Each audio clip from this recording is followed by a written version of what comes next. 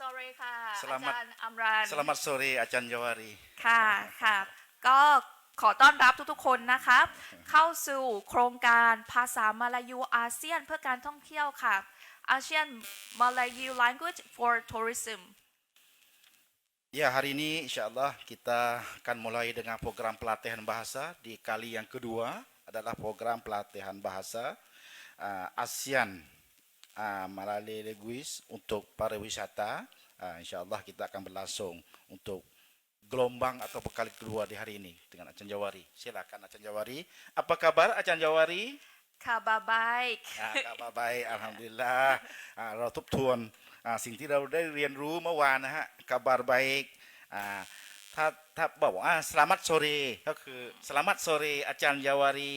Selamat sore อาจารย์อัมรัน โอเคเชิญต่อฮะอาจารย์ยาวารี Okay, yeah, so this is the episode 2 of Asian Malay Language for Tourism. This is the workshop of Narathiwat Community College. And today, you have us. I am Yawari Saidi, a lecturer from Narathiwat Community College. And today, I will be the host for this workshop. And as I said earlier, this workshop will be conducted in Bahasa Indonesia and English and Thai. Okay, and today I have a main speaker that always with me throughout the 10 days. Okay, we have Ajahn Amran Jeso. Okay, please welcome. Terima kasihขอบคุณท่านอาจารย์ยาวารีก็คือเราได้ร่วมโครงการวันนี้ก็คือครั้งที่2วันนี้ก็คืออาจจะมาในรูปแบบใหม่ ก็คือเรียนรู้เรื่องของ personality ตัวบุคคลของอินโดนีเซียก็คือเรื่องศาสนาหลายๆอย่างเราจะได้เข้าร่วมกับเราด้วยก็คือท่านอาจารย์จากมหาวิทยาลัยอิกิปสิริวังีบันดุงอินโดนีเซียนะอาจารย์นะฮะมาร่วมกับเราวันนี้ก็คือเราก็คือทุกครั้งทุกช็อตที่เรามาเรียนรู้กับภาษามาลายูอาเซียนเพื่อการท่องเที่ยวเราจะเปลี่ยนวิทยากรมาตลอดนะฮะก็คือครั้งหนึ่งก็คือคนหนึ่งแต่ทุกคนก็คือเป็นอาจารย์ระดับอาจารย์แล้วก็ระดับผู้มีประสบการณ์ในประเทศอินโดนีเซียก็คือเจ้าของวัฒนธรรมเจ้าของภาษานั่นเองครับอาจารย์ยาวารี Okay, our guest speakers in every episode they have expertise in Indonesian language and Indonesian background knowledge. Okay, so before we're gonna meet the guest speaker, we have a video, right? เรามีวิดีโอที่ให้ท่านผู้ชมได้ดูกันใช่ไหมคะก็คือก่อนที่เราจะเชิญทั้งท่านวิทยากรจากประเทศอินโดนีเซียมาร่วมบรรยายกับเราก็ได้ให้ชมเปิดคลิปวิดีโอนิดนึงเรื่องของวัฒนธรรมเรื่องของศาสนาความหลากหลายวัฒนธรรมในประเทศอินโดนีเซียนั่นเองครับเชิญครับ Sebelum kita akan bergabung dengan pemateri dari Indonesia, kita akan tayang sedikit klip video. Dipersilakan. Indonesiaku.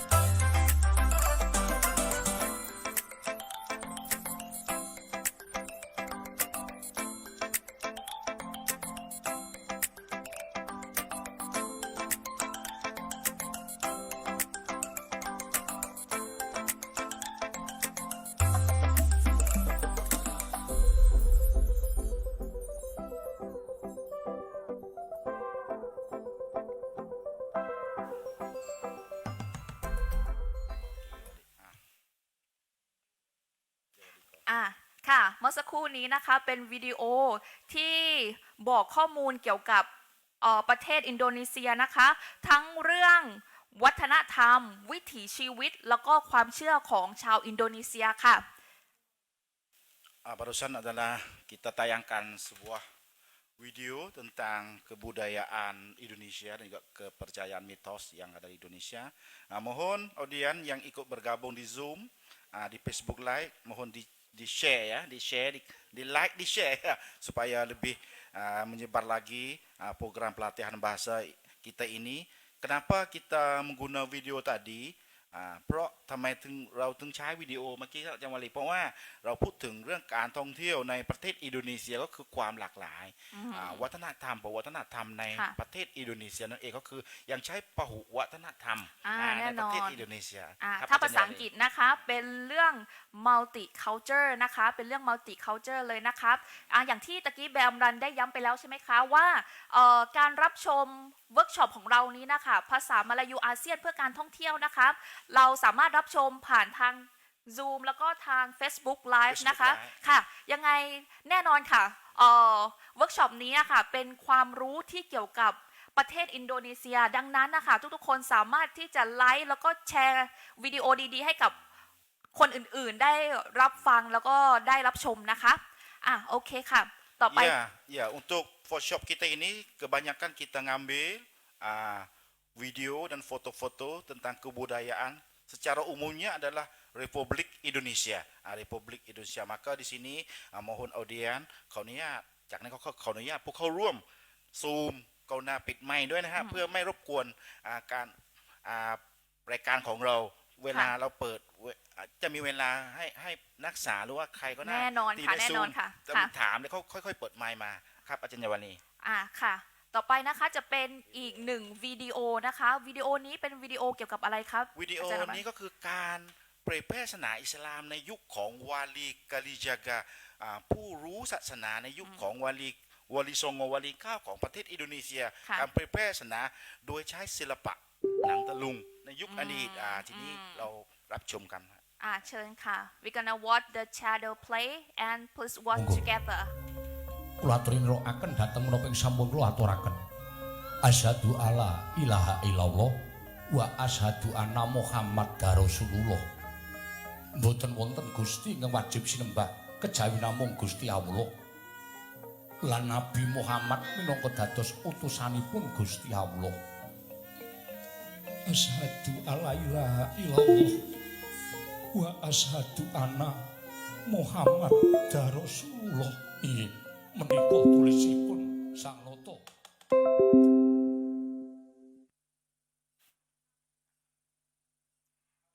โอเคค่ะหลายๆคนอาจจะสงสัยว่าวิดีโอนี้มันเป็นวิดีโอเกี่ยวกับอะไรนะคะก่อนที่จะไปดูรายละเอียดหรือว่ารับฟังรายละเอียดนะคะ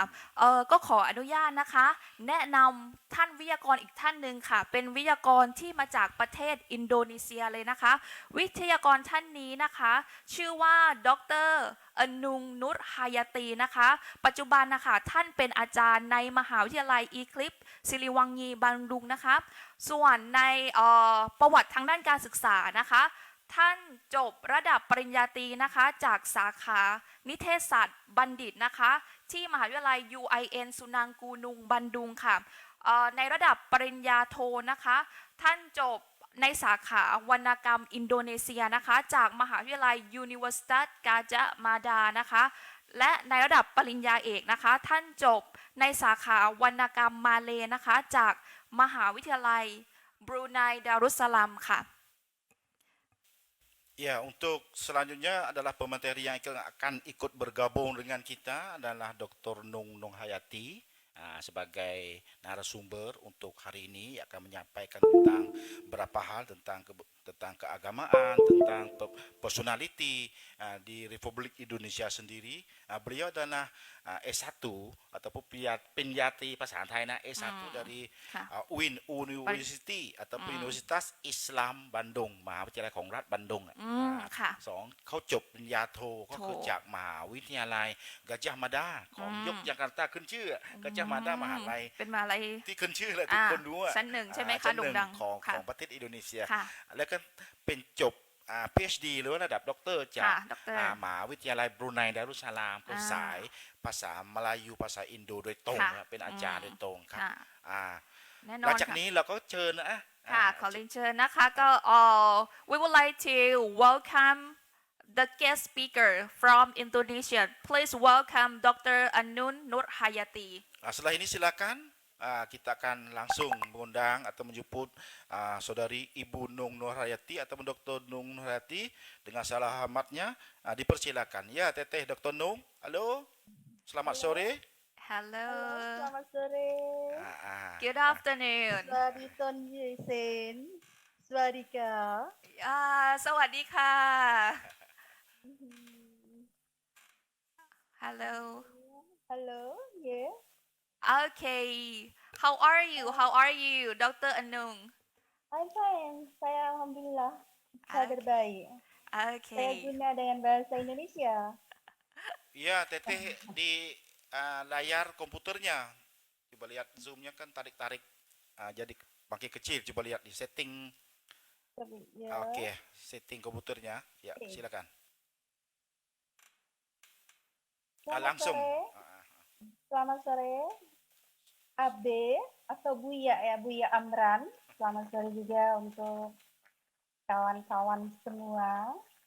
Swadika. Terima kasih saya diperkenankan untuk bergabung bersama Narapiwat Community College pada programnya ASEAN Malayani. Kali ini di sore ini ya, Bang Amran bahasa sore untuk Malay Thailand atau Siam? ช่วงบ่าย ช่วงเย็น Ah, ช่วงเย็น Mhm. Oke. Langsung aja Teteh. Silakan. Oke. Mohon izin Bang Amran, saya coba untuk tampilkan tentang personality Indonesia. Saya coba untuk share.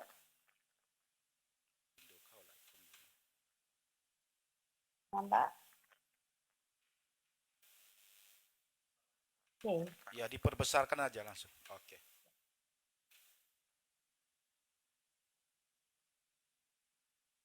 Pertama kita akan bicara tentang natif Indonesia, penduduk asli Indonesia, siapa dia? Penduduk asli Indonesia sering dikenal dengan pribumi atau disebut dengan pribumi. Mereka adalah penghuni asli berasal dari Indonesia. Seperti Jawa, Minangkabau, Bali, Dayak, Papua, dan lainnya. Oke, Bang Amran, for translation. Ya, iya ก็คือเขาพูดถึงเรื่องของประชากร โอเค อย่างที่เห็นในสไลด์เลยคือ โอเค native Indonesia ก็คือประชากรพื้นถิ่นตรงนั้นเลยนะคะ ก็คือ native ก็คือประชากร penduduk อินโดนีเซียหรือประชากรพื้นท้องถิ่น ค่ะ ในประเทศอินโดนีเซียเขาเรียกว่าเปรีบูมี คนในพื้นที่นั้น อืม ๆเขา ค่ะ ใช้ คนดั้งเดิม ดั้งเดิมเขาใช้ คนดั้งเดิม คำว่า ค่ะ เปรีบูมีนั่นแหละ อืม ถ้าเราเจอเมื่อไหร่ พูดถึงคำว่าเปรีบูมีนั่นก็คือคนในพื้นที่นั้น ค่ะ ๆ ค่ะ ไม่ใช่คนไม่ใช่ผู้อพยพจากนอก ไม่ใช่ อืม ทรานซิมิกรันหรือว่าผู้อพยพจากประเทศนู่นนี่นั่นก็คือคนถิ่นคนในพื้นที่เดิมๆในประเทศอินโดนีเซียแต่เขาบอกว่าในนั้นก็คือมีทั้งเหมือนที่เราเรียนรู้เมื่อวานก็คือมีทั้งพื้นเมืองชวา ค่ะ มีกาลิมันตัน ค่ะ มีสุลาเวสี มีบาลีdanอีกหลาย อืม ๆya silakan Teteh. oke. Sementara selain pribumi, di Indonesia juga ada orang keturunan yang disebut dengan orang asing. Mereka adalah Tionghoa, Chinese Indonesia, Arab Indonesia, India Indonesia, atau Indo-Eropa campuran. Oke, Abang? นอกจากคนในพื้นที่เดิมนะฮะยัง ค่ะ มีคนนอกคนนอกที่ก็คือผู้อพยพหรือว่าคนที่ ชาติอื่นๆที่มาอยู่ในประเทศอินโดนีเซียด้วย อย่างเช่นจากจีนนะฮะจากแผ่นดินใหญ่จีน จากอาหรับจากยุโรปและประเทศอื่นๆที่มาร่วมอยู่ในประเทศอินโดนีเซียตั้งแต่บรรพบุรุษก็นานเหมือนกันแหละก็ใช้ได้ของผู้อพยพจากเมืองนอกเมืองนามาร่วมอยู่ในประเทศอินโดนีเซียนั่นเองครับ silakan teh atau bahasa Inggris dulu bahasa Angkit dulu So right now, when we talk about Indonesian people, apart from native Indonesian, there are immigrants from China and Arab, right? Arabic, yeah, and European people, yeah, and right now there is just not only native Indonesian, but there are immigrants that gather and you can see normally in Indonesian country. Okay. นิดนึงผมจะบอกว่าในประเทศอินโดนีเซียเราจะมองอย่ามองบางคนเวลาพูดถึงประเทศอินโดนีเซียเขาจะมองว่าเป็นชวาหมดอาจารย์ยวลีเป็นชวาหมดที่จริงในประเทศอินโดนีเซียคนดั้งเดิมพื้นที่ของประเทศอินโดนีเซียเป็นคนชวาเป็นซุนดาเป็นกาลิมันตันอีกหลากหลายแต่ว่าทรานส์มิกรันที่อพยพมาจากเมืองนอกก็คือมีทั้งอินเดียทั้งจีนหลากหลายทั้งยุโรปแต่ถ้าคนเหล่านั้นก็คือเป็นคนอินโดนีเซียใช่ไหมคะปัจจุบันเป็นคนอินโดค่ะคนอินโดครับya silakan teteh Oke, kita lanjut. Sekarang kita lihat bagaimana karakter dari orang Indonesia.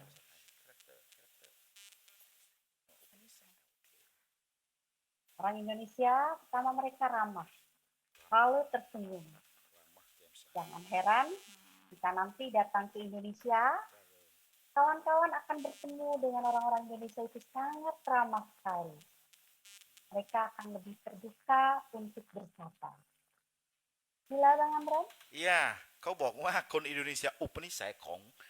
ประชากรหรือประชาชนประเทศอินโดนีเซียทั่วไปก็คืออุปนิสัยของเขาคือคนร่าเริงกับอาจารย์ร่าเริงแจ่มใสจะพูดจะก็คือไม่ต้องเกรงกลัวฮะเวลาเราไปเที่ยวอินโดเมื่อไหร่อย่าไปเกรงอย่าไปเกรงอย่าไปรู้สึกว่าโอ้ไม่กล้าถามเขาร่าเริงบางทีเราไม่ถามเขาจะถามเรากลับก็คือทั่วไปภาพรวมคนอินโดประชากรอินโดจะเป็นคนรามะถ้าคำว่ารามะก็คือร่าเริงค่ะyeah the characteristic of Indonesian people they are normally friendly and talkative right yeah but you can see the smile face on their face yeah it's similar to Thai because people around the world call Thailand as the land of smile yeah so I think it's like similarity okay ya lanjut teh Ibu Nung. Oke, yang kedua, masyarakat Indonesia terkenal dengan nilai artistiknya. Mereka lebih kreatif, bisa dilihat dari bangunannya, tariannya, instrumen musiknya, baju batik, tenun, dan berbagai produk lainnya. ก็คือเขาบอกว่าประชากรอินโดทั่วไปก็คือมีความคิดการทำงานในรูปแบบสร้างสรรค์สิ่งนี้สร้างสรรค์ก็คือมีความหลากหลายเช่นสิ่งปลูกสร้างมีสร้างสรรค์อาจจะมีสีสันนู่นนี่นั่นแล้วก็คือสองผ้าบาติกที่เราดูผ้าบาติกตะนูงก็คือทอผ้าบาติกก็คือมีสร้างสรรค์อาจจะมีหลากหลายด้วยวัฒนธรรมด้วยหลากหลายวัฒนธรรมที่อยู่ในอินโดนีเซียความคิดเขาจะสร้างสรรค์ในการผลิตสินค้าหรือว่าหลายๆอย่างทีนี้เวลาเราไปเที่ยวอินโดเมื่อไหร่อย่าไปคิดว่าจะหาอะไรดีเนาะมาขายบ้านเราหรือว่ามาฝากก็คือไม่ต้องห่วงเรื่องของเยอะแยะของส่วนมากที่ระลึกมันจะมีความสร้างสรรค์ของประเทศมีความครีเอทีฟของการผลิตของประชากรอินโดนีเซียที่ท่านดร.นุงบอกมาเมื่อกี้ว่าความครีเอทีฟของประชากรอินโดนีเซีย Okay, all right. Because of the multicultural aspect, we're gonna see creativity in every aspect, such as the batik fabric and buildings. Okay. Ya, silakan Ibu. Oke, Yang ketiga, karakter masyarakat Indonesia lebih santai. Kita bisa lihat dibanding dengan negara-negara lain yang lebih disiplin kerja, orang Indonesia lebih santai. Mereka punya budaya untuk ngobrol dengan santainya sambil minum kopi. Barangkali Abang bisa datang ke Pulau Belitung, di sana bisa menemukan 1001 kedai kopi. Warga di sana mereka lebih santai lagi, bisa berjam-jam duduk santai sambil ngobrol, sambil minum kopi. Pun demikian di Aceh. Bahkan di ibu kota pun Abang dan kawan-kawan bisa lihat bagaimana banyaknya kedai-kedai kopi yang menyediakan tempat untuk orang-orang Indonesia duduk bersantai sambil ngobrol. Bahkan kekinian mereka bicara untuk serius hal bisnis, misalkan untuk urusan bisnis, mereka bicara di kedai kopi. Sila, Bang. อย่า terima kasih Ibu Nung เขาพูดถึงสังคม ค่ะ อ่า สังคม สังคมของอินโดนีเซียทั่วไป เป็นคนในรูปแบบซันตายรีแลกสบายสบายฟัน เบิร์ด เบิร์ดไม่ต้องไปห่วง ค่ะ ก็คืออิบุนุงดรนุงอาจารย์นุงบอกมาเมื่อกี้ว่าบ่งบอกถึงตัวอย่างเช่น ในประเทศอินโดนีเซียส่วนมาก ประชากรเขาเราไม่ต้องเกรงเวลาจะคุยกับเขาก็คือคนซานตาย ถ้าพูดถึงซานตายก็คือรีแลกเบิร์ดสบายสบาย ค่ะ ไม่ต้อง ค่ะ ไปห่วง ทีนี้เขายกตัวอย่างเกาะหนึ่งก็คือเกาะบริตงฮะเกาะบริตงก็คือเกาะนี้เกาะไม่ใหญ่โตมาก ค่ะ แต่ว่ามีเกือบพันร้านกาแฟ ส่วนมากเขาจะไปคุยจะไปนั่ง อืม กินกาแฟคุยเรื่องธุรกิจเรื่องสาระสำคัญเขาจะไปนั่งคุยในรูปแบบสบายๆมากกว่า อ๋อ ในรูปแบบทางการ ค่ะ ก็คือ ค่ะ บางคนก็นั่งคุยเป็นชั่วโมง อืม หลายๆเกาะหลายๆเมืองของประเทศอินโดนีเซียเขาใช้คำว่าซานไตคนอินโดใช้ว่าซานไตถ้าพูดถึงซานไตก็คือสบาย อืม S A N T A I ถ้าเขียนซานไต ค่ะ ถ้าพูดถึงซานไตรีแลกถ้าภาษาอังกฤษ relax ใช่ค่ะ ถูกต้องเลยค่ะ ก็คือ ค่ะ ทุกๆเมืองของประเทศอินโดนีเซียส่วนมากก็จะมีร้านกาแฟที่อาเจคนอาเจเองก็ชอบทานกาแฟ อืม เป็น ค่ะ วิถีชีวิต ค่ะ เช้าไม่รู้กี่แก้วเป็นแหล่งผลิตกาแฟขึ้นชื่อ อืม กาแฟลวกกาแฟลวกที่บ้านเราก็คือชะมดอะไรพวกนี้แหละ ค่ะ กาแฟ เกิดขึ้น กาแฟ ที่ ที่ชะมด เกิด ค่ะ ขึ้นที่เมืองอาเจจะบอกว่าคนอินโดอุปนิสัยทั่วไปก็คือในคนในรูปแบบซานไตรีแลกซ์ รีแลกซ์สบายๆนะคะถ้าลองมองเปรียบเทียบกับบ้านเรา3จังหวัดบ้านเราเนี่ยค่ะเรามีร้านกาแฟเหมือนกัน แล้วส่วนใหญ่ผู้คนที่ไปนั่งร้านกาแฟเนี่ยค่ะ ก็คือจะมาพูดคุยกันเรื่องงานหรือว่าเรื่องทั่วๆไปใช่ไหมคะแบบนั้น ครับบางคนก็มีเรื่องงานก็ไปนัดเจอคุย อืม ต่อรองงานเจรจางานที่ ใช่ ร้าน ค่ะ กาแฟก็ ใช่ คือ ค่ะ ไม่ค่อยก็คือจะบอกว่าวัฒนธรรมหรือวิถีชีวิตคน3จังหวัดมาลายูบ้านเราไม่แตกต่างมากกับคนอินโดฮะยังใช้ในคำในรูปแบบนุสันตานาอยู่ในรูปแบบมาลายูพฤติกรรมวิถีชีวิต กินกาแฟกินแตอกอปีถ้าอินโดจะบอกว่ากระไดกอปีหรือว่าวารงกอปีถ้าอินโดก็ถ้าบ้านอินโดนะ ค่ะ บ้านเราคือร้านกาแฟนั่นเองครับ ค่ะโอเคค่ะ ya silakan ibu Nung Berikutnya, masyarakat Indonesia terkenal dengan bahagia. Karena apa? Karena mereka mampu untuk menciptakan kebahagiaan. Mereka sering mengarahkan pembicaraan pada hal-hal lucu, atau humor. Bahkan, dalam keadaan bersedih pun, masyarakat Indonesia cenderung menampilkan kebahagiaan. Gila? lanjut ya teh lanjut Berikutnya, selain bahagia, masyarakat Indonesia cenderung berani. Dalam hal ini, berani dalam positif ataupun terkadang nakal, dalam tanda kutip nakal, dia berani dalam hal-hal negatif. Misalkan melanggar peraturan di jalanan, Lampu merah, stop, dia laju, tetap berjalan. Oke. Berikutnya, masyarakat Indonesia juga terkenal dengan kehidupan gotong royongnya. Mereka saling membantu satu sama lain. Kemudian, masyarakat Indonesia juga terkenal dengan tradisionalnya. Mereka percaya terhadap mitos atau lebih berpikir pada hal-hal yang mistik. Bahkan untuk pengobatan, masih banyak masyarakat Indonesia yang percaya dengan pengobatan herbal ataupun dengan pijatan. Dengan dipijat seperti itu. Oke, Abah? อย่าบ่งบอกถึงสังคมในประเทศอินโดนีเซียนั่นเองก็คือส่วนมากเป็นคนประชากรหรือว่าสังคมที่มีความสุขครับอาจารย์เยาวลีส่วน ค่ะ ผมมีความสุข ค่ะ ก็คือ เป็น ในรูปแบบ happy society โอเค happy society ก็คือคำว่าความสุขของประเทศอินโดนีเซียก็คือ bahagia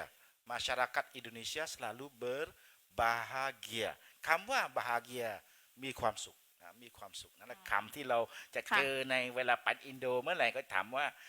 มีความสุขไหม bahagia ตติดาก็มีความสุขก็คือแม้แต่เรื่องมีความทุกข์เขาจะพยายามแสดงออกมีความสุขไม่บ่งบอกถึงเขามีทุกข์ในตัวในกายนั่นเองนั่นก็คือสังคมอินโดนีเซียสองก็คือคนอินโดนีเซียปกติเขาจะมีความกล้าว่ามีทั้ง positive หรือ negative ก็คือในแง่ดี negative ในแง่ไม่ค่อยดีไม่ค่อยดีก็คือเบรานีแต่คำว่าความกล้าคือmasyarakat Indonesia itu berani มีความกล้าแต่คำว่าเบรานีก็คือมีความกล้าทีนี้ก็บอกว่าถึงแม้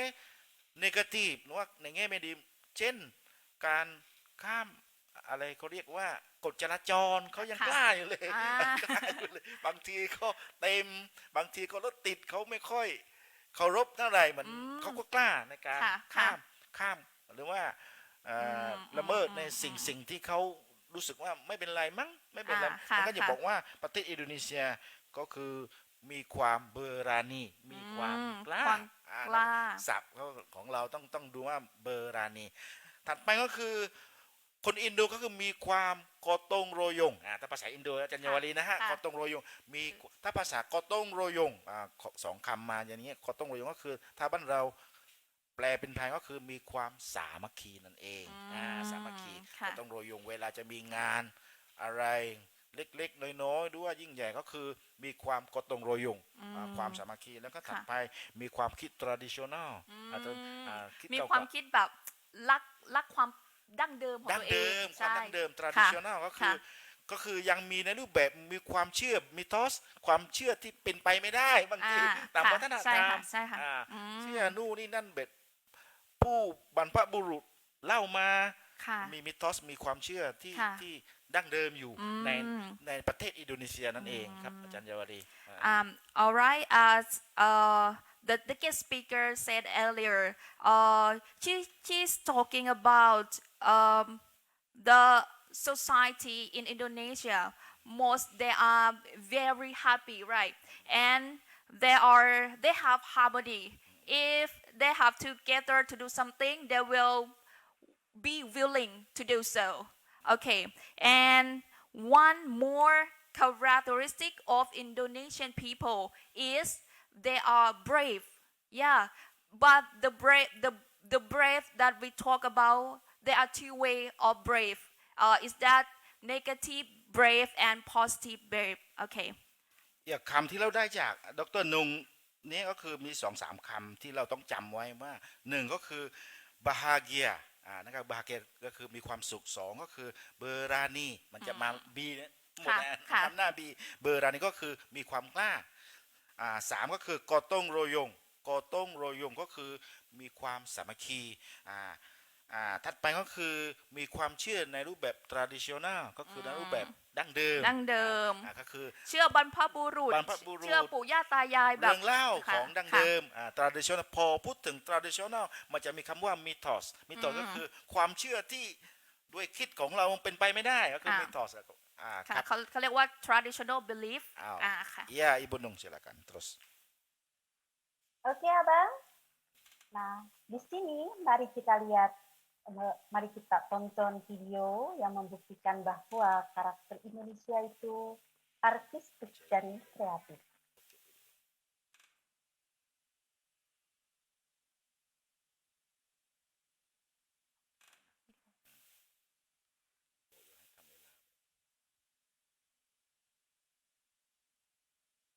Mereka kreatif memadukan antara musik, instrumennya, tradisional, dan kontemporer. Juga mereka kreatif memadukan tarian-tarian tradisional.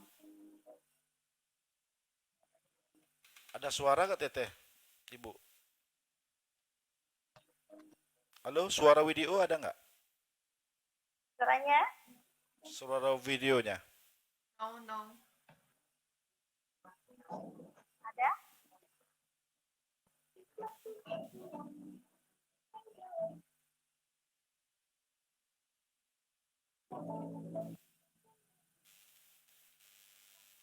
Kakak, bantu suara video nggak keluar.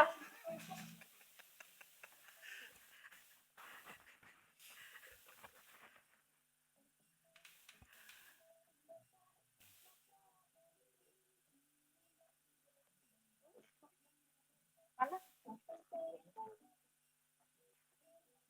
Video Umi gimana tuh sana coba? Hah? Ini? รอเสียงสักครู่ใช่ไหมคะ แป๊บนึง อ่า ปรับ วิ เสี ดี ย โอง ค่ะ เป็นวิดีโอที่ท่านวิทยากรได้นำเสนอนะคะ เป็นวิดีโอเกี่ยวกับวัฒนธรรมใช่ไหมคะอา ก็ จารย์ คื รั อน ก็คือจะบ่งบอกถึงความคิดสร้างสรรค์ของ อืม คนอินโด ค่ะ นีเซียใน ค่ะ ในรูปแบบการเล่นดนตรี อืม หรือว่าการมีระบำแต่ว่า ค่ะ ได้รวบรวมหลาย ๆ ความหลากหลาย ค่ะ ของ ค่ะ วัฒนธรรม อย่าง นั่นเอ ที่ ง อย่างที่ท่านวิทยากรดรอนุงได้บอกไปเมื่อต้นรายการเนี่ยค่ะมาแล้วใช่ไหมคะเชิญรับชม Sayang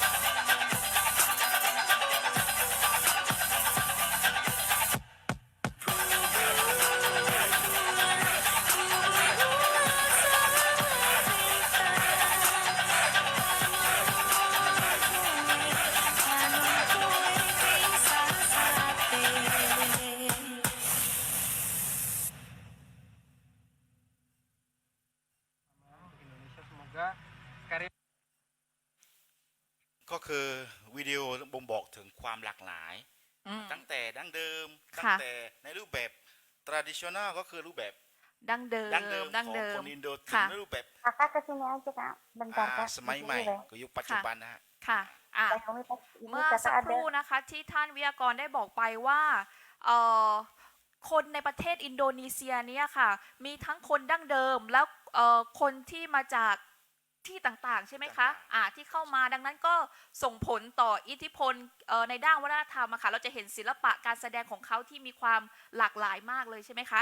ในรูปแบบถ้าบ้านเราก็คือพหุวัฒนธรรมนั่นเอง ใช่ multi culture นะคะโอเค ya ค่ะ silakan ibu Oke, kita lanjut berikutnya tentang agama yang diakui di Indonesia.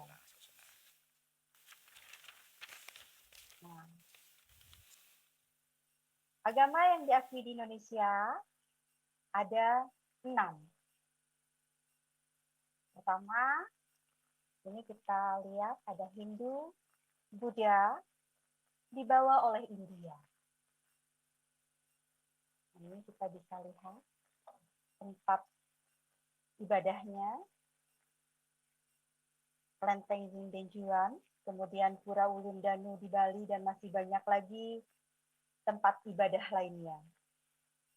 Yang kedua adalah Islam. halo teteh Oke, ya sedikit saya terjemah karena ini agak harus lebih detail karena masalah agama agamaหรือศาสนาก็คือบ่งบอกถึงศาสนา ค่ะ ที่อยู่ในประเทศอินโดนีเซียนั่น ค่ะ เองที่ยอมรับสังคม อืม อินโดที่ขึ้นชื่อขึ้นทะเบียนแบบยอมรับก็คือมี6ศาสนาด้วยกัน อืม ศาสนา ค่ะ แรกขออนุญาตสไลด์นิดนึงฮะสไลด์จากอินโดที่ก็คือมีทีนี้ก็คือมีฮินดูศาสนาฮินดูและก็ศาสนาพุทธทีนี้ก็คืออิทธิพลของศาสนาฮินดูศาสนาพุทธ ค่ะ ก็คือเขาบอกถึงจากอินเดียฮะ จากประเทศอินเดีย ประเทศอินเดีย ค่ะ ก็คือเขา ค่ะ บอกถึงอะไรเขาเรียกว่า อิทธิพล อิทธิพลว่า ค่ะ มัสยิดไม่ใช่มัสยิดเนี่ยพื้นที่เขา เอ่อ เขาปฏิบัติศาสนกิจ ค่ะค่ะเป็นโบสถ์ เป็นโบสถ์ ค่ะ ของศาสนาฮินดูและพุทธนั่นเองครับ ค่ะ silakan teteh berikutnya agama yang ketiga adalah Islam. Islam masuk ke Indonesia dibawa oleh orang Gujarat dan Persia. Silakan. ศาสนาที่สองก็คือศาสนาอิสลามนั่นเองประชากรอินโดนีเซียที่นับถือศาสนาอิสลาม ค่ะ หนึ่งก็คือฮินดูกับพุทธสองอิสลาม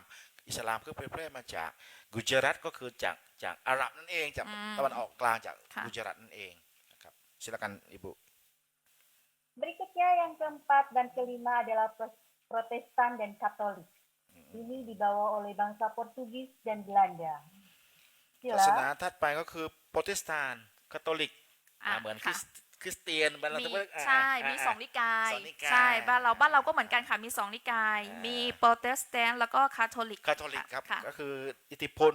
ศาสนานี้ก็ ค่ะ คือมาจากบาลันดาคำว่าบาลันดาอินโดก็จะพูดถึงบาลันดา ค่ะ ถ้าคนไทยบ้านเราไม่ค่อยคุ้นบาลันดาแปลว่าอะไร คืออะไร ที่จริงฮอลันดา า ฮอลแลนด์นั่นเอง ฮอลแลนด์ ถ้าอินโดที่แต่พูดถึงบาลันดา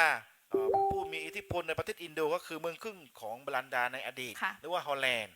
ฮอลันดาหรือว่าฮอลแลนด์ประเทศ ค่ะ ฮอลแลนด์นั่นเองsilakan ibu Oke, yang keenam adalah Tionghoa.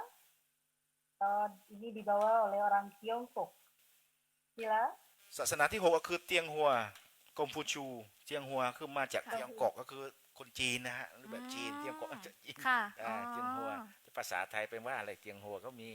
รูปแบบก็คือในรูปแบบเหมือนพุทธบรรณาเนี่ยพุทธแต่ว่าคนจีนนะฮะคนจีน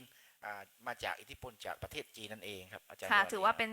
เป็นศาสนาที่ได้รับอิทธิพลมาจากประเทศจีนนะคะค่ะ as earlier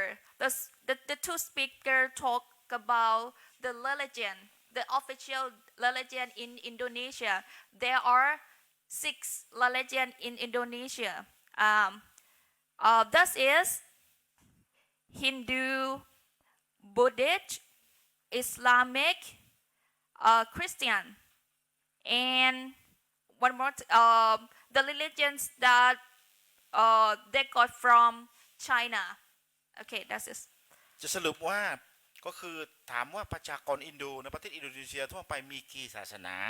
นั่นแหละเราบอกให้รู้ว่า ค่ะ อินโดนีเซียทั้งหมดมีหก หก ศา ศา ส ส นา นา ที่นับ ค่ะ ถือในประชากร ค่ะ อินโดนีเซียทั่วไป ค่ะ หนึ่งก็คือเมื่อกี้ก็คือ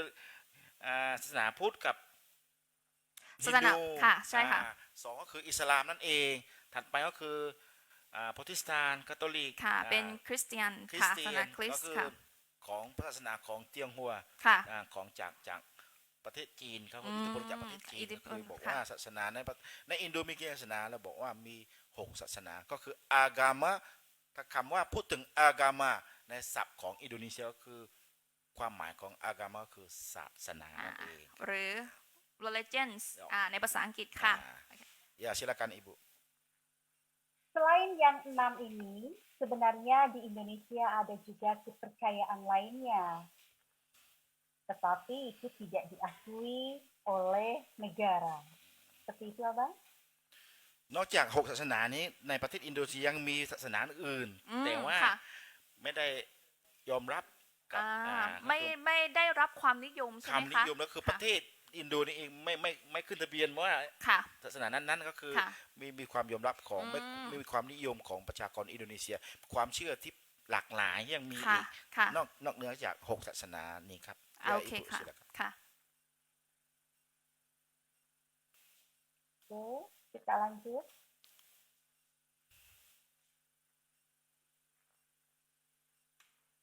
Nah, sekarang kita berbicara tentang bagaimana pekerjaan orang-orang Indonesia dilihat dari wilayah mereka tinggal. Yang pertama, kita lihat di sini ada orang yang tinggal di dataran tinggi.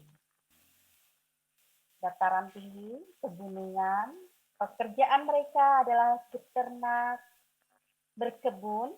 atau menjadi petani, dan pedagang. Berikutnya, di dataran rendah. Dataran rendah, mereka hidup, barangkali abang yang sudah sering ke Indonesia lihat bagaimana dataran-dataran rendah, cenderung juga nanti di situ ada perkotaan. Tapi kita lihat dulu di sini ada pertanian, peternakan, pedagang, dan pelayanan. Kemudian yang ketiga, pekerjaan di wilayah di pantai. Mereka banyak yang menjadi pedagang seafood. Maaf Teteh, wilayah apa tadi? Sorry Teteh. Yang ketiga? Pantai. Di pantai, Di. Tali. Jadi mereka hidup dari bernelayan. Jadi nelayan ya, seperti itu. Kemudian mereka berdagang seafood, makanan-makanan pantai seperti itu, makanan-makanan laut. Dan juga ada pertaniannya. Kemudian di wilayah perkotaan ini mereka lebih banyak pekerja perkantoran seperti pejabat seperti itu, pegawai negeri, kemudian juga para buruh di pabrik-pabrik. Selain juga para pedagang. Gila, Bang? ก็คือบ่งบอกถึงพูดถึงอาชีพการงานครับอาจารย์เยาวนี occupation อาชีพ occupation การงา ค่ะ นของ pekerjaan ถ้าภาษาอินโดนีเซียก็พูดถึง pekerjaan ataupun อาชีพการงานของประเทศไทยนั่นเองภาษาไทยก็คือเขาแบ่งเป็นระดับไม่ใช่ระดับก็คือคนในประชากรในอินโดในรูปแบบเขามี4ระดับหนึ่งคนที่อยู่พื้นที่สูงกุนุงอยู่ ค่ะ ชนเขาหรือว่าอยู่ราบสูงบนภูเขาก็จะมีอาชีพการงานก็คือเลี้ยงสัตว์พุทธ ค่ะ ติงกีดาตาติงกีก็คือเป็นที่ราบสูง ค่ะ ก็คือเขามีวิถีชีวิตอาชีพการงานของเขาก็คือเปิดเตอร์นักกันพูดถึงเปิดเตอร์นักกันก็คือการเลี้ยงสัตว์นั่นเองสองกระบน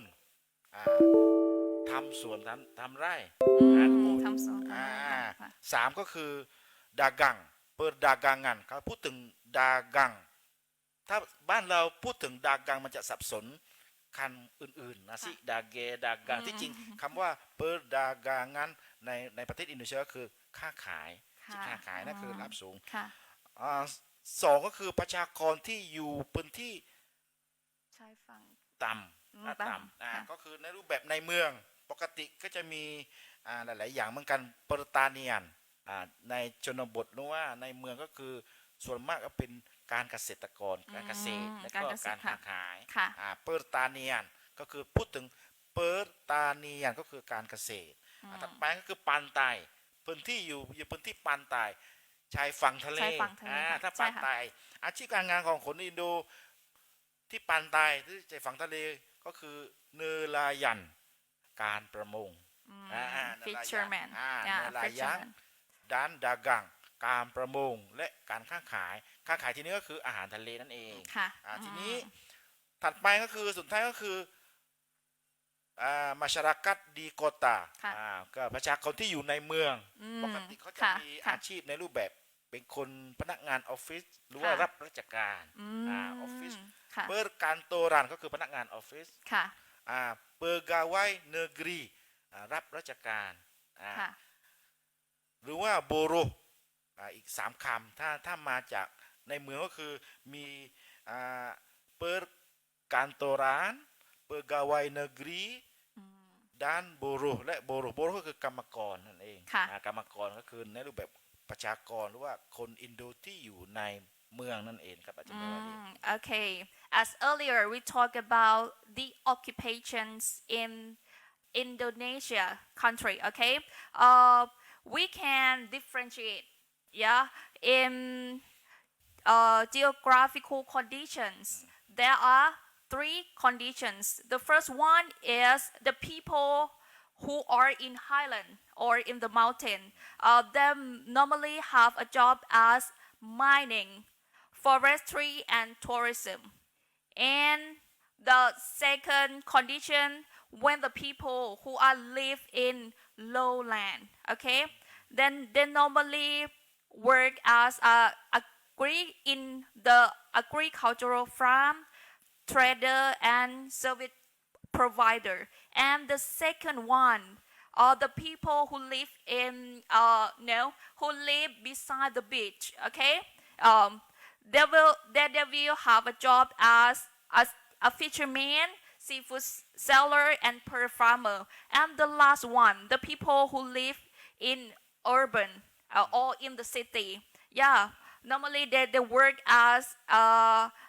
office workers and they work in industry. Okay. โอเค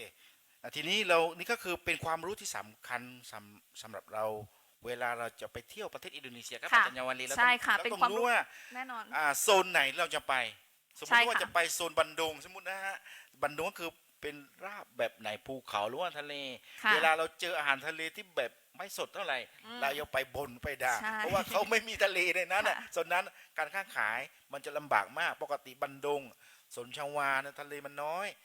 ไม่เหมือนกับกาลิมันตันไม่เหมือนอาแจะเวลา ค่ะ ไปเมืองบันดง ไปเจออาหารทะเลแบบไม่ค่อยสดนั่นก็คือความปกติที่อยู่ในเมืองบันดง ใช่ อยู่แล้ว สิ่งสำคัญก็คือว่าก่อนที่จะไปเที่ยวค่ะ เราก็ควรศึกษา ครับ ให้ถ่องแท้ก่อน ต้องรีวิวก่อน ใช่ รีวิวก่อน ใช่เราต้องรีวิวก่อน ไป ค่ะ เที่ยวโบรโมจะไปกินซีฟู้ดก็คือเป็นไปไม่ได้ไปเที่ยวโบรโมในมาลังภูเขาไฟโบรโมไปขออาหารซีฟู้ดยุ่งเลยทีนี้ เพราะว่าเขาไม่ใช่มีทะเล ค่ะ ยาก ค่ะ ยิ่งการเดินทางการขนส่งของเขาก็ลำบากนั่นก็คือมัน ค่ะ จะไม่เหมือนกับบ้านเรามันใกล้ถึงแม้จะไปเบตงแต่ว่าจากปัตตานีไปเบตงแค่ 3-4 ชั่วโมงนั่นเอง แต่ถ้าจากจาการ์ตาทะเลไปบันดุงก็คือหลายชั่วโมงมากก็บอกถึงความสด ค่ะ ของอาหาร ค่ะ ya silakan Ibu Nung. Oke, kita lanjut.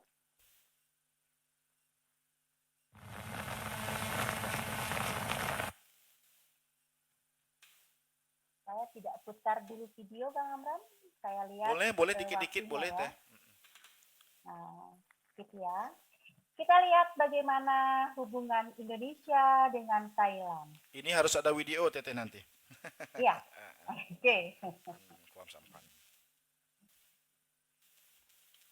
Nah, yang pertama, bagaimana hubungan Indonesia dengan Thailand itu? Hubungan sudah dimulai sejak abad ke-8, terutama saat kejayaan Kerajaan Sriwijaya yang pusat pemerintahannya berada di Sumatera Selatan. Salah satu bukti hubungan tersebut adalah ditemukannya candi-candi Buddha Sriwijaya di Chaiya, sebuah kota di Provinsi Suratani sebelah selatan Thailand. Barangkali ini Abang juga sudah tahu ya. sedikit Silakan. Teti harus terjemah duluเขาบอกถึงความสัมพันธ์ประเทศอินโดนีเซียกับประเทศไทยนั่นเองครับอาจารย์เยาวลี ค่ะ นี่ก็สำคัญมากก็คือความสัมพันธ์อินโดนีเซียกับประเทศไทยเขามีตั้งแต่ศตวรรษที่8โอ้นานมากแสดงว่า ค่ะ ก็สมัยนี่คำที่เราต้องเคยฟังตลอดแต่เราไม่คุ้นในภาษาอินโดในยุคอาณาจักรของสรีวิจายาถ้าอินโดก็พูดถึงคำว่าสรีวิจายาแต่ประเทศไทยภาษาไทยเป็นว่าอะไรบางคนก็งงที่จริงฟังมาตลอดสรีวิจายาของอินโดก็คือศรีวิชัยนั่นเองคำว่าศรีวิชัยบ้านเรา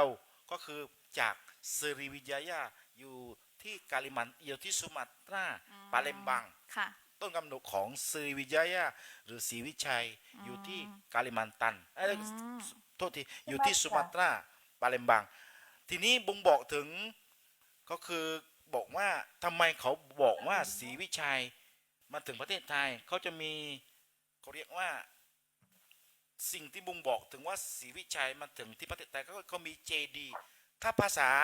อินโดเขาบอกว่าจันดีผู้เขียนว่าจันดีถ้าบ้านเราคือเจดี JD มา แต่ถ้าภาษาอังกฤษก็คือ pagoda ฟาโกดา pagoda เขาเจอที่ในพื้นที่ชัยยาของสุราษฎร์ธานีนั่นเองฮะชัยยาเขาบอกที่อินโดนั่นก็คืออิทธิพลของอาณาจักรศรีวิชัยในอดีตในศตวรรษที่ 8 ก็คือความสัมพันธ์ประเทศไทยกับประเทศอินโดนีเซียมีตั้งแต่ศตวรรษที่ 8 เราไม่ต้องเป็นห่วงไปอินโดพูดถึงศรีวิชัยเขาจะรู้หมดในอินโดขึ้นชื่อในประเทศอินโดนีเซียya silakan ibu Selanjutnya, hubungan Indonesia dengan Thailand bisa dilihat dari kunjungan Raja Thailand. Ini dilalangkan ke Rama 5 ya ke Indonesia, khususnya ke Pulau Jawa sejak zaman penjajahan Belanda. Karena ketertarikannya dengan Indonesia dan keramah tamahan masyarakatnya. Raja mengunjungi Pulau Jawa hingga 3 kali, yaitu pada tahun 1871, 1896, 1901. Dan kunjungan tersebut ke Indonesia masih dipengaruhi, saat itu Indonesia masih dipengaruhi oleh budaya Eropa, Belanda, Holland. Kunjungan tersebut dapat memengaruhi pembangunan di Thailand, yaitu bangunan tua berarsitektur Eropa seperti gedung parlemen di Bangkok. Ini nampak gambarnya. Sila, Bang. Ya, ความสัมพันธ์ของอินโดนีเซียกับประเทศไทยที่ทุกคนอินโดจะรู้และรู้จักมากสมัยยุคของรัชกาลที่5ครับรัชกาลที่5ของท่านรัชกาลที่5เขามีตำหนักในบันดุงชัดเจนก็คือเรียกว่าตำหนักปาเซบันขออนุญาตสไลด์ขึ้นจอนิดนึงฮะในตำหนักปาเซบันก็คือในยุคของนั้นน่ะก็คือรัชกาลที่5เขาได้ไปเยี่ยมอินโดหลายๆพื้นที่ของอินโดทีนี้ได้มาเอาแบบตัวอย่างสถาปัตยกรรมของยุโรปของเอโรปาของฮอลันดามาสร้างที่เหมือนที่ดูในจอก็คือสิ่งปลูกสร้างที่อยู่ในกรุงเทพก็คืออิทธิพลจากฮอลแลนด์จากบาลันดาที่อยู่ในประเทศอินโดในยุคนั้นของสมัยรัชกาลที่5นะครับya Ibu Nung silakan Hubungan berikutnya kita lihat bagaimana Raja waktu itu pada kunjungan 1871, Raja memesan patung gajah yang terbuat dari perunggu dan diberikan kepada penguasa di Batavia. Batavia saat sekarang ini Jakarta. Sebagai tanda mata dari raja yang terkesan akan keramah tamahan masyarakat Batavia. Hingga kini, patung tersebut terpasang di halaman Museum Nasional di Jalan Merdeka Barat nomor 12 Jakarta. Museum tersebut hingga kini dikenal dengan sebutan Museum Gajah. Ya, Nampak Teteh, gambar? sedikit saya terjemah dulu ya, karena takut ya ขออนุญาตขึ้นจอฮะขึ้นจอต่อฮะเพราะว่าความสัมพันธ์รัฐบาลหรือว่าประเทศไทยกับประเทศอินโดนีเซียมีในอดีตผมบอกถึงในปี 1871 ของ ค่ะ คริสตศักราชกษัตริย์ของเราได้ไปเยี่ยมอินโดแล้วก็ได้มอบถวายหรือว่ามอบรูปปั้น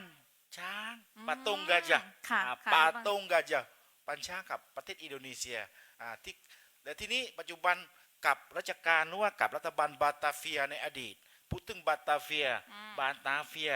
ก่อนที่จะเป็นเมืองจาการ์ตาก็คือเป็นเมืองบาตาเฟียมาก่อนหลังจากนั้นก็คือเป็นจาการ์ตาก็คือทีนี้ไอ้รูปปั้นเมื่อกี้ได้ไปวางที่ ค่ะ พิพิธภัณฑ์นานา ค่ะ ชาติของอินโดนีเซียพิพิธภัณฑ์ใหญ่ในเมืองจาการ์ตานั่นเองก็คือรัฐบาลหรือว่ารัชกาลที่ 5 ได้มอบรูปช้างเมื่อกี้ ค่ะค่ะ ทีนี้พอในปัจจุบันพิพิธภัณฑ์นั้นก็คือเปลี่ยนเป็นชื่อพิพิธภัณฑ์ Museum Gajah พิพิธภัณฑ์ช้างนั่นเอง อืม ช้างมา ค่ะ จากประเทศไทยนะฮะya bahasa silakan Ibu ya silahkan dilanjut lagi. ada video silakan Sebentar, ini kita selesaikan bagaimana hubungan Indonesia dengan Thailand. Berikutnya di era kemerdekaan. Jadi ini setelah Indonesia merdeka, hubungan Indonesia dengan Thailand masih terhubung bagus secara diplomatik pada tahun 1950.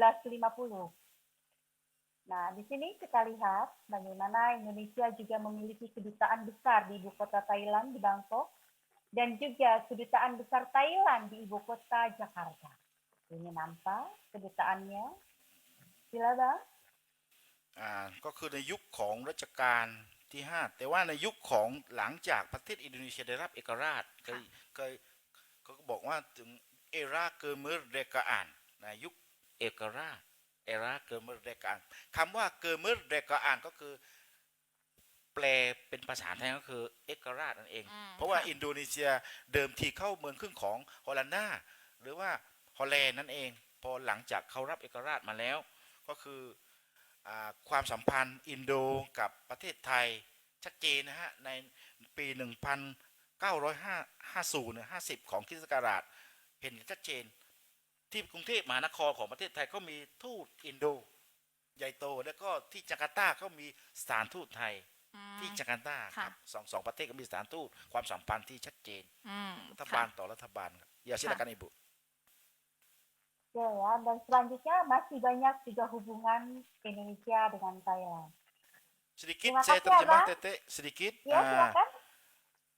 ความสัมพันธ์ที่นี้ก็คือฮูบูงานคำว่าความสัมพันธ์บ้านเรานะฮะถ้าพูดถึงแปลเป็นอินโดก็ฮูบูงานฮูบูงานถ้าแปลเป็นภาษาไทยความสัมพัน สัม ธ์ พันธ์ภาษาอังกฤษก็คือ relationship โอเคทีนี้สิ่งที่บ่งบอกถึงความสัมพันธ์ที่ดีงามประเทศไทยกับประเทศอินโดก็คือดูตาอันคำว่าเนี่ยคือดูตาอันเวลาเราไปอินโดเมื่อไหร่พาสปอร์ตเราหายหรือว่าเอกสารมันขาดจะไปหาทูตเอกอัครทูตไทยที่อยู่ในจาการ์ตาต้องถามว่าคือดูตาอันคำว่าดูตาหรือว่าคือดูตาอันก็คือสถานทูตนั่นเอง ค่ะโอเคค่ะ เราอย่าสับสนตัวนี้ก็คือสิ่งที่สำคัญกับการท่องเที่ยวไปเที่ยวประเทศไหนต้องจำให้ดีต้องรู้ให้ดีต้องทราบข้อมูลชัดเจนว่าคือดูตาอันไปอินโดก็คือดูตาอันสถานทูต สถานทูต ภาษาอังกฤษ ค่ะสถานเอกอัครราชทูตนะคะโอเคค่ะ โอเคIbu Ya. masih ada video silakan Ada video. Nah, saya coba lihat video yang tadi sempat tertunda dulu di sini ya. Kita lihat. Mari kita tonton bersama. ไม่ใช่ไหมเนี่ย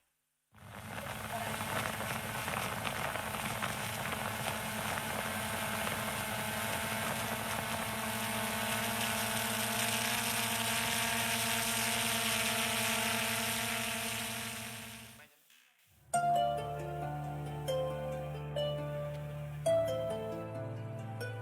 Kampung Baduy ya.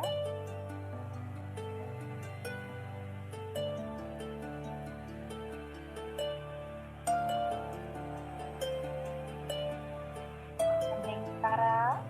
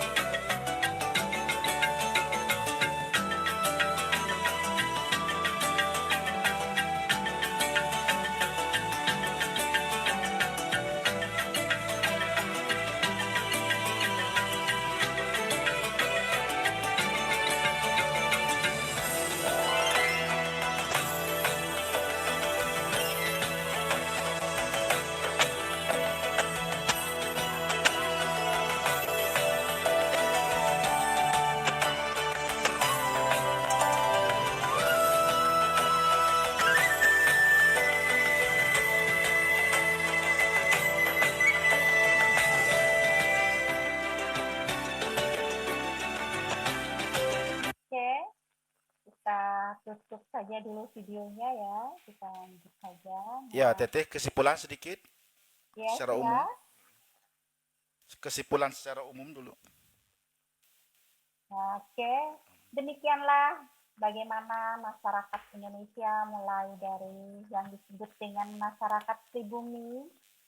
atau orang Indonesia asli, kemudian dengan karakternya yang sangat menarik barangkali Abang dan kawan-kawan bila berkunjung ke Indonesia nanti dengan keramah tamahannya, dengan kebahagiaannya ya. Orang-orang Indonesia yang cenderung bahagia, cenderung kreatif, itu akan menambah kerinduan atau kekangenan ya. Ada bahasa rindu, juga bahasa kangen untuk datang ke Indonesia. Kemudian juga dari segi agama kita sangat welcome sekali. Walaupun memang negara Indonesia mayoritas beragama Islam, tapi ada agama-agama lain yang diakui. Kemudian juga dari jenis pekerjaan, tadi nampak kita lihat bagaimana ragamnya pekerjaan orang Indonesia dilihat dari wilayahnya. Kemudian yang terpenting juga bagaimana hubungan Indonesia dengan Thailand hingga kini juga masih terus berjalan baik. Demikian seperti itu Bang Amran dari saya. Terima kasih. Ya, terima kasih Ibu Nung, Teh Nung atas sudi menyumbang memberi materi tentang Republik Indonesia itu sendiri.ทางเราก็บอกว่าขอบคุณทั้งที่บุญ ค่ะ นุงมาก่อนนะฮะ ค่ะ ทีนี้จะสรุปว่าเขาสรุปมาว่าหลายๆ อย่างที่เขาได้พูดได้บรรยายมาให้เราฟังความหลากหลายของประเทศอินโดนีเซียนั่นเอง ค่ะ ก็คือแรกก็คือเรื่อง personality อุปนิสัยของ ค่ะ คนอินโดนีเซีย ค่ะ นั่นเองก็คือรามะเราอย่าลืมว่าคำว่ารามะคือมีความร่าเริง มีความร่าเริงบาฮาเกียมีความสุขแล้วก็หลังจากนั้นก็คือพูดถึงเรื่องศาสนา ค่ะ ศาสนาหรืออากามา ค่ะ di อินโดนีเซียหรือศาสนาในประเทศอินโดนีเซียแม้ประเทศศาสนาอิสลามเป็นศาสนาที่มีคนนับถือมากที่สุด ในประเทศ ในประเทศอินโดนีเซีย ค่ะ นั่นก็ ค่ะ ถ้าทางโลกก็พูดถึงว่าอินโดนีเซียเป็นผู้นับถือศาสนาอิสลามเยอะ เยอะที่สุด มากที่สุดใน ค่ะ โลก ค่ะ แต่ว่าเราอย่าลืมว่าเขาบอกว่าอินโดนีเซียยังมีศาสนาอื่นอีก ถูกต้อง ห้า ค่ะ หกศาสนาอีก ค่ะใช่ นอกจาก ค่ะ อิสลามยังมีอยู่ไม่ใช่ศาสนาอิสลามอย่างเดียว หลังจากนั้นเขาก็พูดถึงเปอร์เกอร์จาอันก็คืออาชีพการงานของ ค่ะ คนอินโดนีเซีย ค่ะ เปอร์เกอร์จาอันคำว่าเปอร์เกอร์จาอันก็คือมีเนลายันก็คือการประมงคำว่าเนลายันก็คือการประมงเปอร์เตอร์นักกันเปอร์เตอร์นักกันคือการเลี้ยงสัตว์ ค่ะ เปอร์ตานี่เปอร์ตานี่ก็คือเกษตรกรทำการเกษตร ค่ะ เกษตรแล้วก็อีกเปอร์ดากังหรือว่าดากังก็คือการค้าขาย ค่ะ นั่นก็คือเขาพูดถึงถัดไปก็คือพูดถึงเรื่องฮูโบงันความสัมพันธ์ระหว่างประเทศอินโดนีเซียก็คือฮูโบงันอินโดนีเซียdengan Thailandประเทศอินโดนีเซียกับประเทศไทยมีตั้งแต่รัชกาลที่ 5 ที่ชัดเจนเขามีพระตำหนักปาเซบันที่อยู่ในเมืองบันดงเขาบอกว่าใครที่จะมาเยี่ยมชมจะมาดูยังมีฮะชัดเจนผมก็เคยไปมาแล้วเคยไปดูมาแล้วพระตำหนักปาเซบันยังมีอยู่ ค่ะ ฮะ อยู่ เป็นทายาทของไม่แน่ใจเป็นรห้าหรือเปล่า อ๋อ แต่ยัง ค่ะ มีคนเชื้อสายนั้นยังอยู่นะ อืม พระตำหนักปาเซบัน ค่ะ เขามีวัดน้อยๆเล็กๆ ที่อยู่บันดงอีกวัดหนึ่ง อืม แล้วก็มีพระตำหนักปาเซบันอยู่ใน ค่ะ เมืองบันดงก็คือ ค่ะ ความสัมพันธ์นั่นคือยุคของกรเอกราช ม อินโดนีเซียยังในยุคของฮอลันดาหรือว่าฮอลแลนด์นั่นเอง ทีนี้พอหลังเอกราชก็คือชัดเจนว่าอินโดนีเซียความสัมพันธ์ที่ชัดเจนก็คือมีทูตสถานทูตเกอดูตาอ่านคำว่าเกอดูตาอ่านก็คือสถานเอกอัครราชทูต ทั้งสองประเทศอยู่ที่จาการ์ตาและก็ที่กรุงเทพถ้าเป็นที่จาการ์ตาก็คือทูตไทยถ้าที่กรุงเทพก็คือสถานทูตอินโดนีเซียนั่นรูปแบบของที่เขาพูดถึงในวันนี้ก็คือภาพรวมของประเทศอินโดนีเซียที่ดรนุงได้พูดถึงเมื่อกี้นะครับอาจารย์เยาวณี Okay, Kam. So to summarize all the detail that we have been taught in this workshop, there are four main topics. The first one is personality of Indonesian people. It's mostly the Indonesian people are friendly. Yeah, and the second topic is religions. Okay, religions ก็คือศาสนานะคะ There are 6 religions in Indonesian country, and the second topic is occupation. The people will have work or will have a job depend on what they live, depend on their livelihood. And the last one that the guest speaker have been present to us is relationship between Thailand and Indonesia. So we're gonna see the embassy, embassy in Jakarta and in Bangkok. Okay. ก็คือคำศัพท์ที่สำคัญที่เราพูดถึงวันนี้ก็คือมีหนึ่งก็คือเรื่องของ personality อุปนิสัยหรือภาษาอังกฤษว่า persona ค่ะก็คือ personality อ่านั่ นั่นเองค่ะ มันมี personality อุปนิสัยนะคะ ก็คือถ้าภาษาอินโดอีกอย่างหนึ่งคนอุปนิสัยถ้าเราภาพรวมของอินโดนีเซียคือมีความบาฮาเกียความร่าเริงถ้าภาษาอังกฤษก็คือใน ก็ รูป คื แบ อบ เป็นคนfriendly friendly คือ เอ่ Bahagia อค่อนข้างที่จะอย่างที่ได้ศึกษามาก่อนหน้านี้อะค่ะก็ศึกษาว่าถ้าเราไปเที่ยวประเทศอินโดนีเซียเนี่ยไม่ต้องแปลกใจนะถ้าคนอินเดียเข้ามาถ้าคนอินโดนีเซียเข้ามาทักเรา selamat pagi ibu ใช่ selamat petang selamat sore ก็คือปกติ ค่ะ ปกติ ทั้งที่เราไม่ได้รู้จักกันมาก่อนใช่ไหมคะ แต่ ครับ คนอินโดนีเซียค่ะเป็นคนที่มีมิตรภาพใช่ไหมคะอุปนิสัยร่าเริงแน่นอน มี เขาจะ ความ เข้า กันเองครับอา อ่า จารย์ในวัน ค่ะ นี้ กันเองใช่ค่ะ ศัพท์ถัดไปก็คืออากามาอากามาก็คือภาษาไทยแปลเป็นศาสนาถ้าภาษาอังกฤษ ก็คือ religions ค่ะ นั่นคือศัพท์ที่สำคัญที่ ค่ะ ได้วัน ที่เราต้อ นี้ งเราได้รู้วันนี้นะคะ เป็นการเพิ่มคำศัพท์ของเรานะ ถั คะ ดไปก็คือเปอร์เกอร์จาอันเปอร์เกอร์จาอันถ้าภาษาไทยก็คืออาชีพการงาน ภาษาอังกฤษก็คือ occupation occupation เปอร์เกอร์จาอันอาชีพการงาน ค่ะ ทีนี้ในเปอร์เกอร์จาอันเขามีหลาย ๆ อาชีพในประเทศอินโดนีเซียเขามีเนลายันก็คือการประมง ภาษาอังกฤษ ค่ะก็คือเป็น fisherman เปอร์ตานีการเกษตร เป็น agricultural expert ค่ะ agricultural people นะคะ เปอร์ดากังอัตปนดากังหรือว่าการค้าขาย ก็คือเราจะเห็นเป็นvendors หรือว่าเราจะใช้คำว่า seller ก็ได้ค่ะ นั่นแหละคือศัพท์ที่เราได้วันนี้ ค่ะ นะฮะ ใช่ค่ะ โอเคครับครับอาจารย์เยาวลีต่อไป ค่ะ Okay now this is the last sections it is questions ก่อนที่ video sorry we're gonna รูปภาพ watch the picture right the shadow play picture ขออนุ เป็ ญาต น แชร์ ภาพหนังตะลุง ใช่ไหม บ ครั อบ กถึงการเผยแพร่ศาสนาอิสลามในยุคอดีตของประเทศอินโดนีเซียนั่นเองโดยใช้ศิลปะการเผยแพร่ศาสนาอิสลาม ค่ะค่ะ ขออนุญาตหนังตะลุงที่เคยที่ได้ส่งไป หลายๆคน นะ ใช่ค่ะห แล้ ลายว ๆ ก็ คน ดู สงสัยหนังตะลุงกับศาสนาอิสลาม บางคนรู้สึก มีความ แปล เกี่ยวข้องกันยังไงใช่ไหม ทีนี้ คะ ผมจะลองฉายตัวนี้มา บางคนรู้สึกว่าแปลกมาก มีหนังตะลุงวายังกุเลตแต่มีพระนามของอัลลอฮ์กับมุฮัมมัด ค่ะ ภาพนี้เจอที่ไหนที่วัดขนอมนะฮะวัดขนอมพิพิธภัณฑ์หนังใหญ่ ในประเทศไทยนะฮะในประเทศไทยไม่ใช่ที่อื่น ค่ะ เจอที่นี่ผมก็ได้ในโอกาสถามเจ้าอาวาสหลวงพ่อครับ ค่ะ หนังตะลุงตัวนี้ ทำไม ค่ะ ถึงมีพระนามของอัลลอฮ์และศาสดามุฮัมมัดศ็อลลัลลอฮุอะลัยฮิวะซัลลัม ค่ะ เขาก็น้องเอ้ยนี่หนังตะลุงมาจากประเทศอินโดนีเซียชวาในอดีตผมก็นึกได้เลยเพราะว่าวาลีซองโงผู้เผยแพร่ศาสนาอิสลามวาลีซองโงที่ชื่อวาลีกาลิจากะเขาเผยแพร่ศาสนาอิสลามในยุคนั้น เหมือนที่เราฉายวิดีโอนิดนึงเมื่อกี้เราก็ฉายกลับเดี๋ยววิดีโอนั้น ตอนต้นใช่ไหมคะเป็นวิดีโอตอนต้น ด้วยใช้ศิลปะหนังตะลุงนะฮะ ค่ะ การเผยแพร่ศาสนาเพราะว่าจะเป็นแพร่ศาสนาอิสลามจะหักโหมไม่ได้ เดี๋ยวจะผิดวัฒนธรรมของเขาเราก็พยายามแทรกซึมไปเรื่อยๆแทรกซึมในรูปแบบวัฒนธรรมที่มีอยู่กับคนอินโดนีเซีย ลองฉายนักตะลุงที่เราเดิมทีนิดนึง เป็น รูปแบบ วิดีโอ ตัวอย่า นะ ง คะ การกล่าว เป็น ชาฮาดัตเมื่อกี้วิธีเคล็ดลับเทคนิคในการเผยแพร่ศาสนาอิสลามในอดีตนะฮะในอดีต ค่ะ อาจารย์ในอดีต ค่ะ yeah next we're gonna watch the video of the shadow play that have a relationship between Thailand and Indonesia. Okay.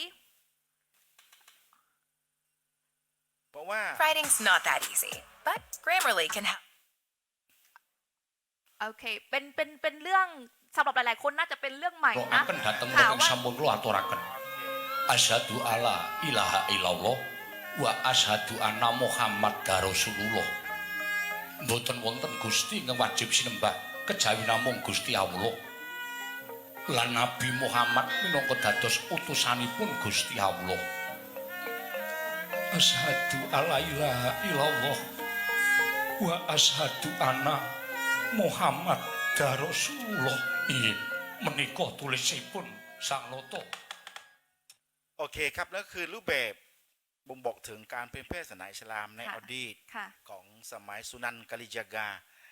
กับคนอินโดเพราะว่าอินโดเดิมทีเขานับถือศาสนา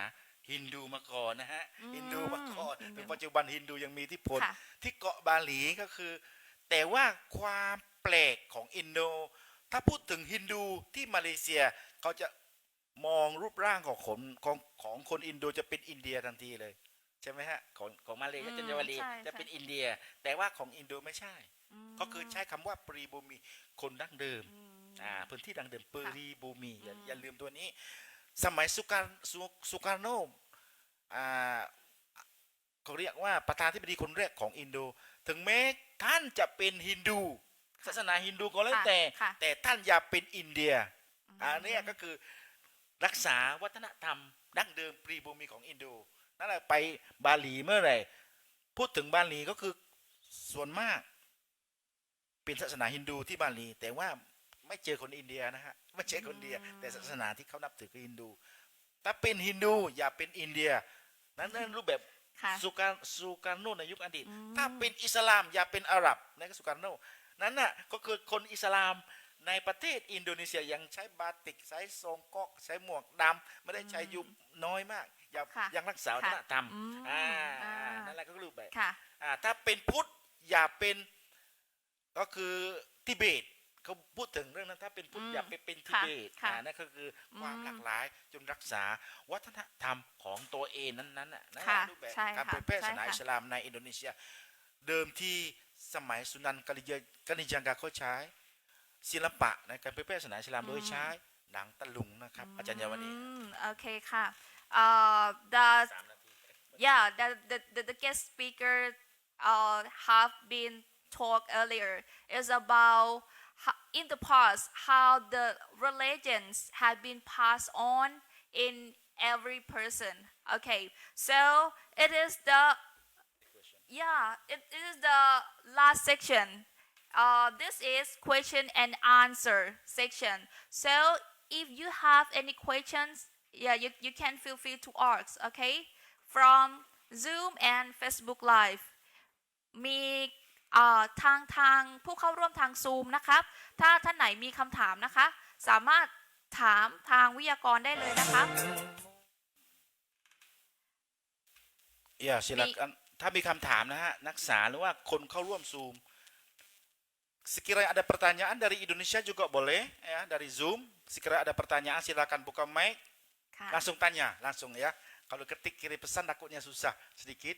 kalau ada pertanyaan ใครที่มีคำถาม ค่ะ เรื่องราววันนี้เชิญถามได้นะฮะ ยินดีมากเลยค่ะ ยินดีฮะ ค่ะ เชิญนะฮะ สามารถเปิดไม่ถามหรือว่าส่งเป็นข้อความทาง message box ก็ได้นะคะ เป็น the last moment นะคะ for this episode นะคะ episode 2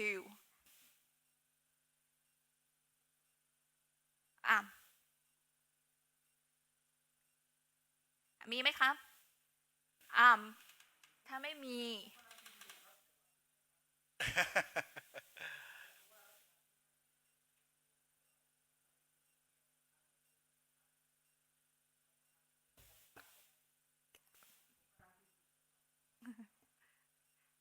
ค่ะ ถ้าไม่มีเดี๋ยวเราจะให้ทั้งอิบุญนุงเดี๋ยวว่าอิบุญนุง อาจารย์ครับ อาจารย์ครับ นิดนึงครับผม ค่ะ ค่ะ ขอ มา ค่ะ ถามเกี่ยวกับ ศาสนาครับผม อ่าขอ โอเค ค่ะ Bu ค่ะ kenapa satu keluarga dia punya banyak agama di Indonesia? โอเคเข้าใจนะฮะก็คือถามว่าทำไมหนึ่งครอบครัวมีความหลากหลายศาสนาในครอบครัวเดียวกันก็ถามว่า ใน หลาย ในสมาชิกในครอบครัว อ่า ทำไมถึง มี มีการนับถือ หลาย หลากหลายศาสนานะคะค่ะ Ibu Nung silakan ada pertanyaan ya Teteh. Ya, Ayam, Ya. ini ada pertanyaan dari mahasiswa, apakah benar satu keluarga ada yang menganut beberapa agama dan kenapa jadi seperti itu? Nah, silakan Teteh, ada jawaban.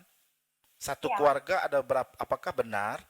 dalam satu keluarga ada beberapa agama yang menganut dan kenapa jadi seperti itu? Silakan Teteh. ya betul di Indonesia banyak ditemukan juga satu keluarga beragam agamanya. Misal, ayah beragama Islam, kemudian menikah dengan orang Katolik. Dengan pernikahan tersebut, akhirnya membawa keturunan. Ada juga yang anaknya beragama Islam, ada yang beragama Katolik. Bahkan melalui pergaulannya, anak tersebut pun ada yang misalkan menganut agama Hindu. Seperti itu. Itu memang dikarenakan kebebasannya untuk memilih. Tetapi tidak semua seperti itu. Bahkan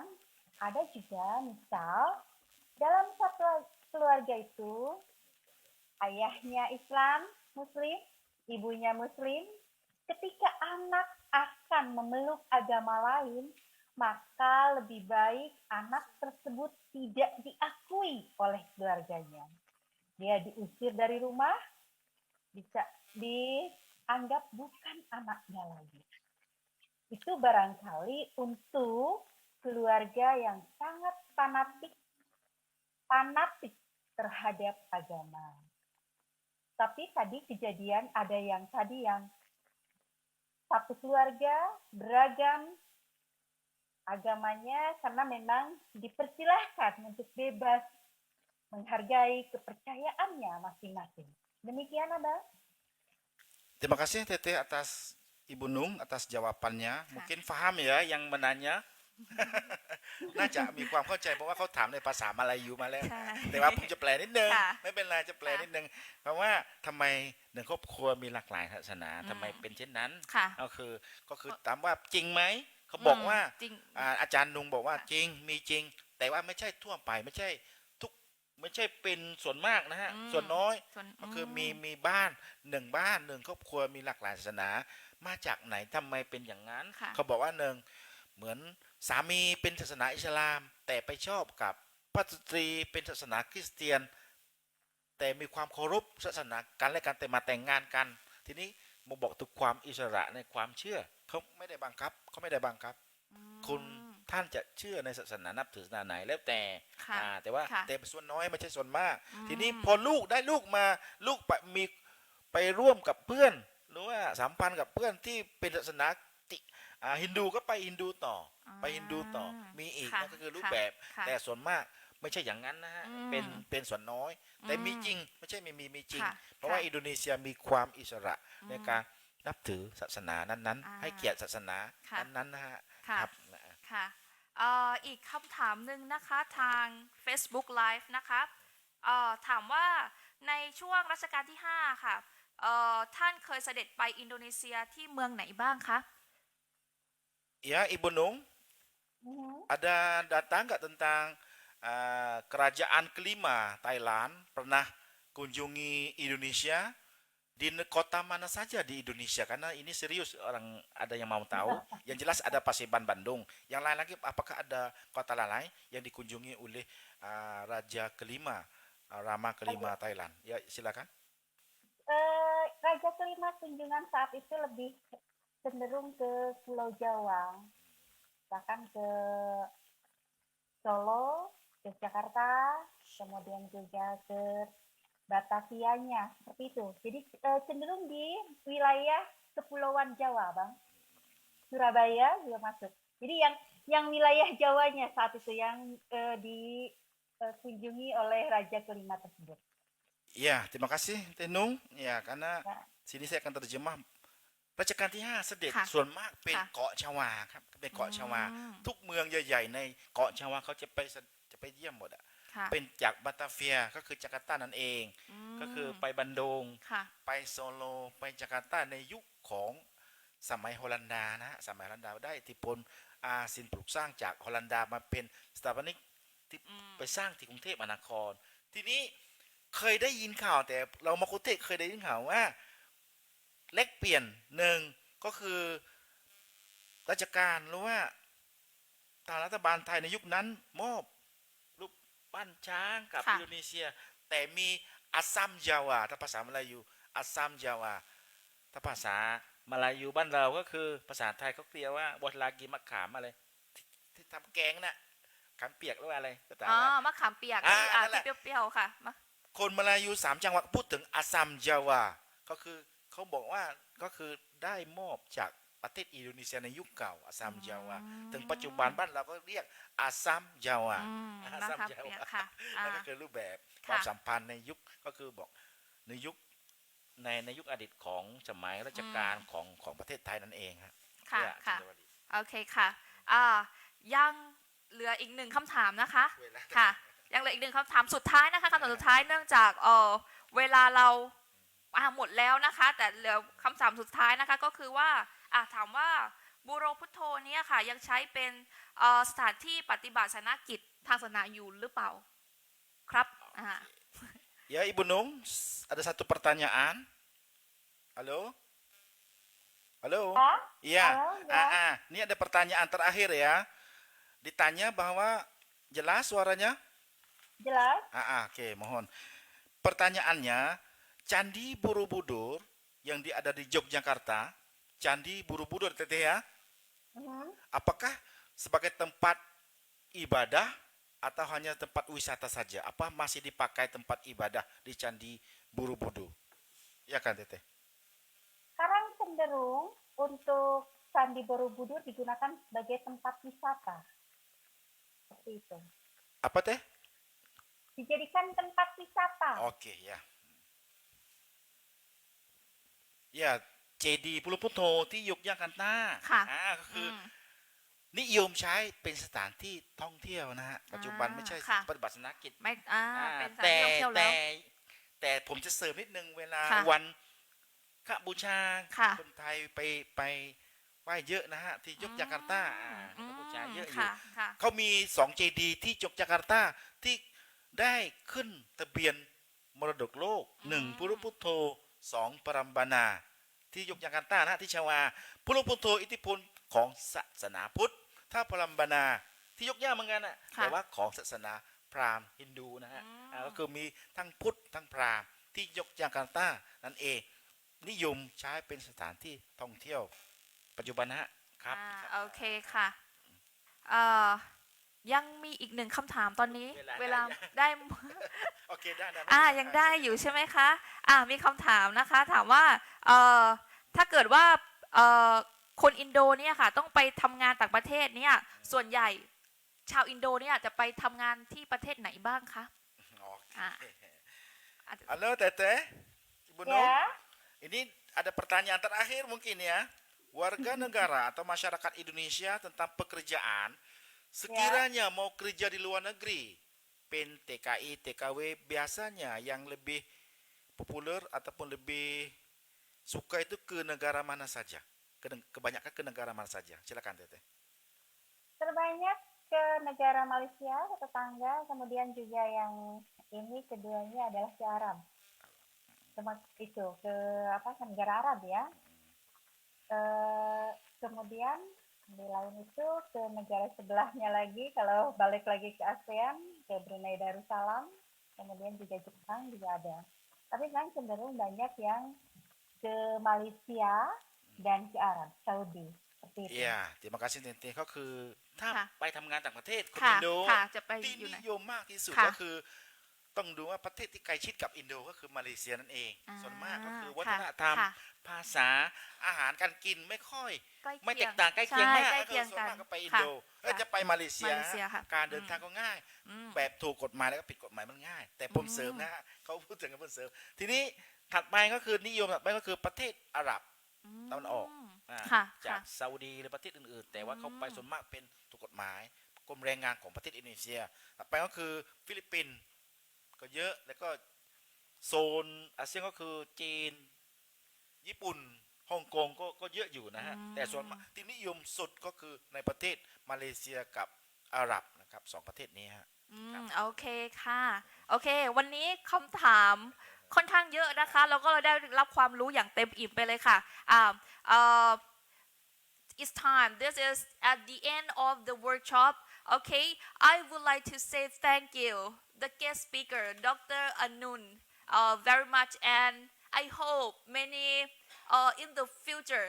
yeah, I can see you in Thailand at Narathiwat. Okay, thank you very much thank you for your time to sharing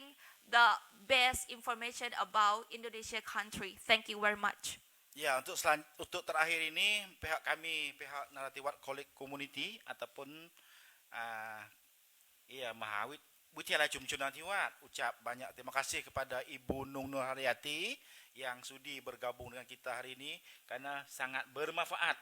Mi payok mak yang sangat bermanfaat atas penyampaian, pemberian atau materi yang diberikan Ibu Nung. Semoga kita akan ketemu di hari depan nanti. Pihak kami